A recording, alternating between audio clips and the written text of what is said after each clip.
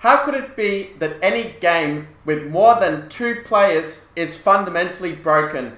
Hey, I'm Grandmaster Max Illingworth, and in this video, I'm going to explain to you why it is that any game with more than 2 players is basically broken, and that winning such games generally relies on the stupidity of other players that is essentially outside your own control. If you don't believe me, make sure to stick around and you'll understand why. From my experience playing quite a lot of different games where I've found this to generally be the case, that certainly with these games with more than 2 players, your own victory is to a significant extent outside your own control and relying on a large extent to whether other players' mistakes end up harming you or end up harming someone else more. If you are enjoying this video, do make sure to smash that like button and certainly consider subscribing for more of my Grandmaster videos.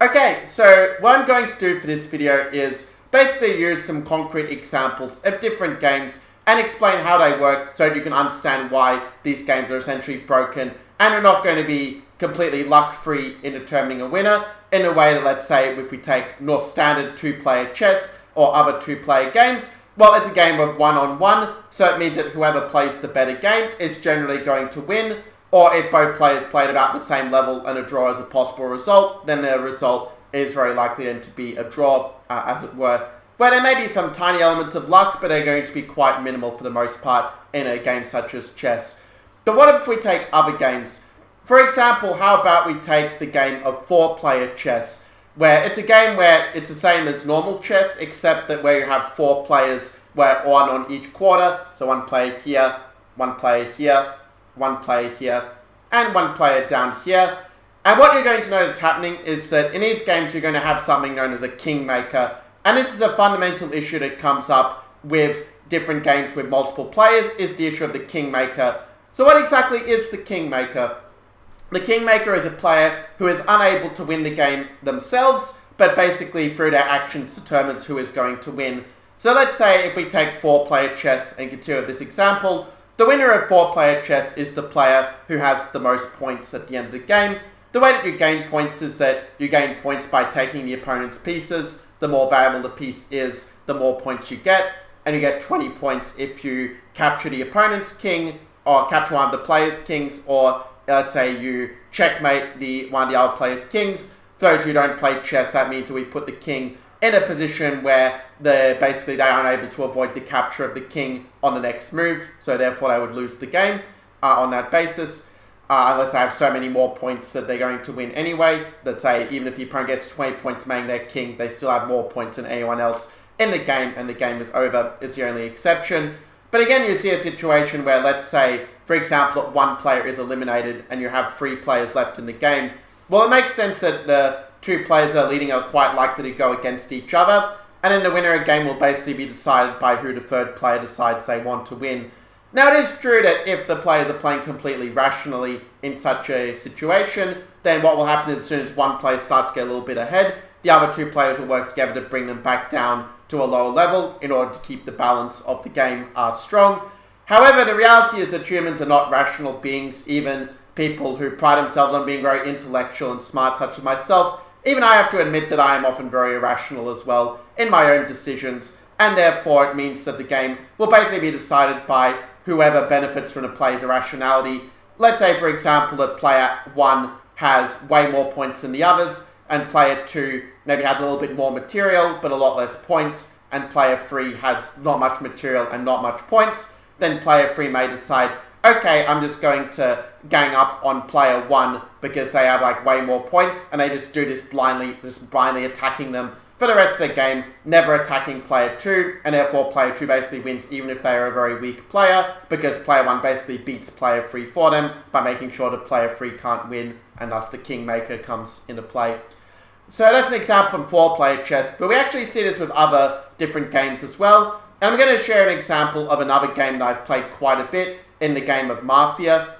For those of you who don't know, Mafia is a party game. It's a game where basically you have an informed majority, a side of the townspeople, fighting against the side which is the informed minority, the Mafia. And the principle is that at night the Mafia will kill one of the townspeople, but the townspeople won't know who won't know which of the Mafia, who the Mafia actually are. So one of the townspeople will die, and in the day, it's the job of the townspeople to try to figure out who the Mafia are, so that they can lynch those Mafia in the day. And the game is basically decided by, if there are as many numbers of Mafia as there are town, well then the Mafia are never going to get lynched in the day. They can keep killing in the night, and therefore the Mafia wins. Conversely, if the town side manages to figure out who all the Mafia are and are able to lynch all of the Mafia, then it means that with no Mafia left, the town's people and the town side will win the game. Now you might be wondering, okay, where is the fundamental unfairness in this? And basically it comes down to the realization that, again,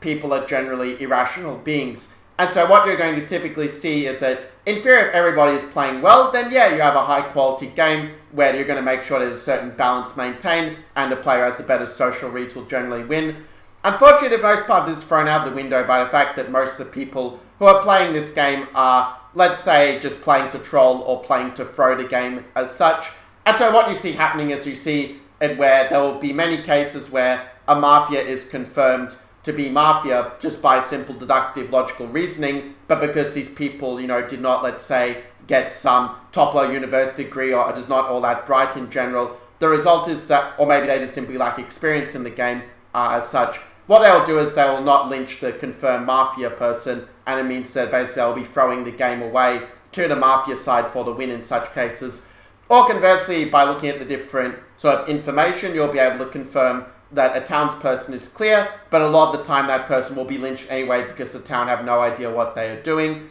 So again, we see this sort of mismatch where basically the game is decided not by the skill of the players in most cases, but rather by who is affected more by a sheer incompetency of different players as such. So again, we see this factor that the game, so at least for me personally, I like to very much be in control of my own fate, that whether I win or lose is determined by the quality of my actions in the long term rather than the stupidity of others. And unfortunately with Mafia, this game just simply fails on this level. In theory, it's a great game, but in practice it doesn't work because too many people play it in a way where they're basically playing to lose or playing solely for one person not to win rather than trying to maximize their own winning chances in the spirit of the game.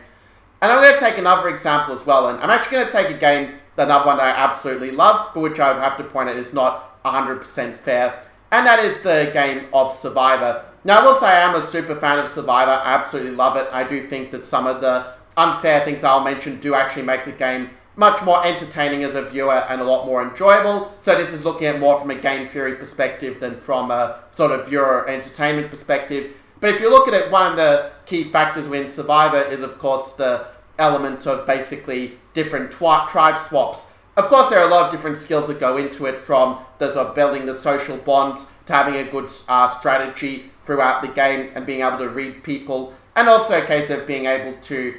perform well in the physical challenges so that you can be an asset for your tribe when you're in the tribe phase, or potentially win immunity from being voted out when you are perhaps in danger of being voted out otherwise. So obviously there are a lot of different skills that are entailed, and of course that does make Survivor more of a skill-based game than a luck-based game, in my humble opinion. So maybe it's not the perfect example to prove my point, but I guess it serves a good counter for showing where there may be some gaps in my argument that all games with more than two players are fundamentally broken. But if you look at Survivor, when you have these tribe situation, obviously there are going to be different tribe swaps. So what that means is that you'll have, let's say, two tribes. Say at the start of the game you might have 10 players on one tribe competing against 10 players on another tribe, and whoever wins the immunity challenge on each go, while the other tribe is going to have to send someone out of the game and vote them out.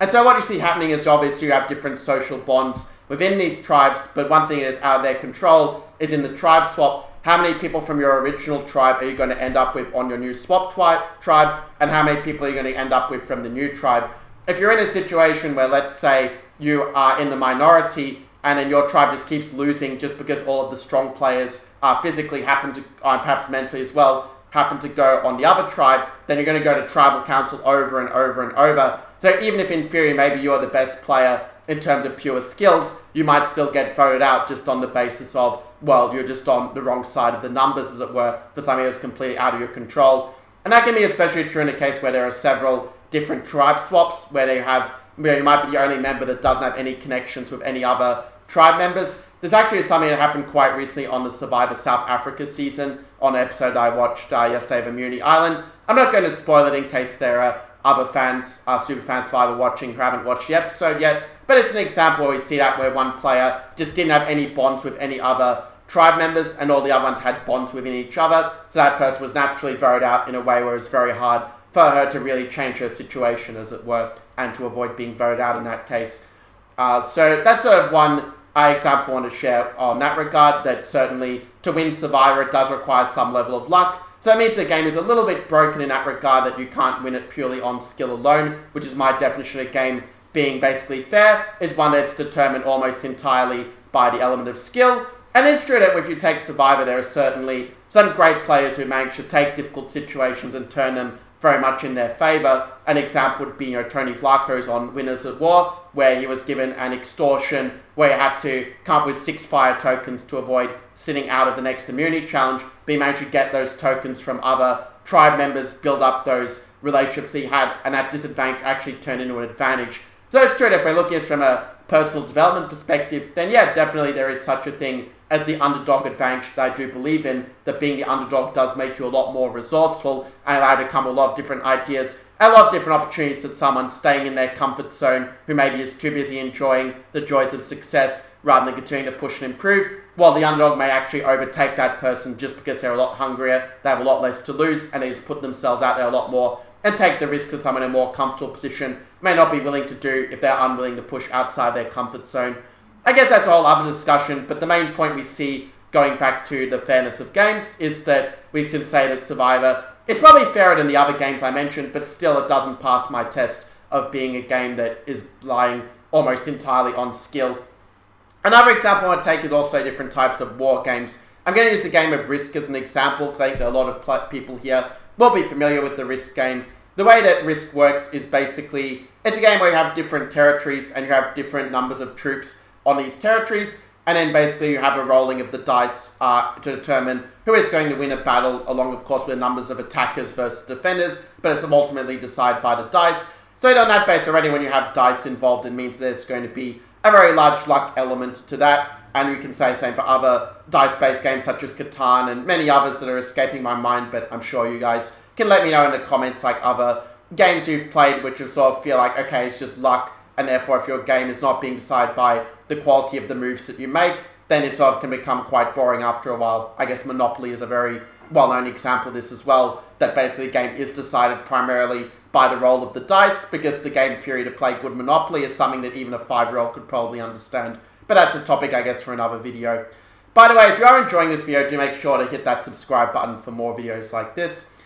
So what about some other examples? I mean, those were the main examples I had coming to mind when I did this video. I guess if we were talking about the examples of team sports, I kind of feel like with team sports, it's not something where I really have a lot of personal experience, but I guess if we're looking at it from more of a game theory perspective, well, some might argue, oh, but your game might be decided by a bad call from a referee if we take different team sports. And that is something that can certainly happen sometimes, but I don't think it happens as statistically significant enough percentage to automatically rule out team sports as being sort of just a luck-based game. I think that the way to look at it is if we're looking from an individual perspective, then yeah, your performance will obviously affect the result of the team, but so will the performance of all of the other members as well. So rather than it being not a luck-based game, it's sort of like a cumulative amount of skill if we take these sort of team games. So I think that probably the main lesson really to take this is if we're taking a game that is more than 2 players, it's going to be fundamentally broken if it's basically every player playing for themselves, because you're inevitably going to have either a kingmaker situation,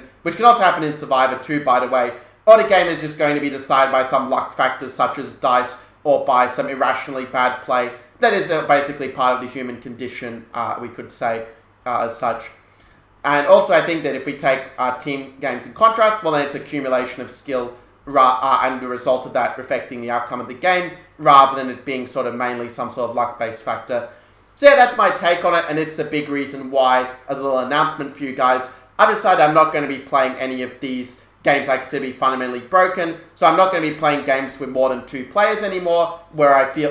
the game is basically decided mostly by things outside of my control. I'm going to focus my efforts on things that are almost fully within my own control. I would add also that YouTube is also good example of that, moving a little bit away from games. I know at YouTube, a lot of people think that, okay, you just get big overnight, or they think, okay, like there are a lot of people who put a lot of time and a lot of effort into it and who don't make it. My response to that is that it just is something that is basically like the concept of compound interest. It just takes time. Your first videos, yeah, they might not get many views. It might take a bit of time to get that momentum going. But once you do, it does keep compounding and compounding when you keep doing the right things. That's my philosophy for life as well, that success comes to those who take consistent and effective action over a long enough period of time. So that being said, I hope you guys enjoyed this video. Since you're here to the end, I'm sure you did. So do let me comment below with your thoughts. I do try to get back to everyone in the comments. And if you are enjoying this video and want more like this, let me know that as well, because it helps me to make content that not only I enjoy, but which you enjoy as well. So that being said, I'll see you in the next video. Get out of here.